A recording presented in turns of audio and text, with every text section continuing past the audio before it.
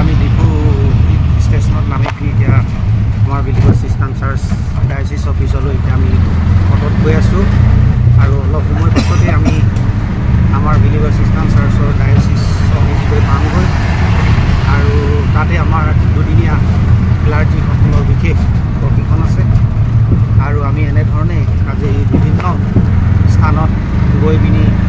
নিজকে আত্মিকভাৱে শক্তিশালী কৰিবৰ বাবে আমি প্ৰশিক্ষণলৈ যাওঁ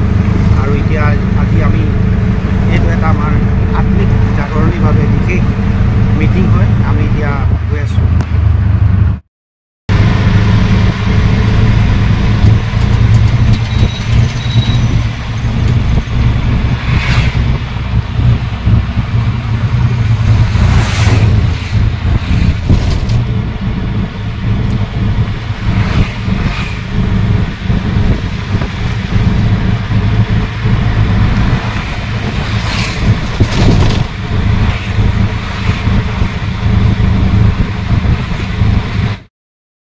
এতিয়া আমি ডিফু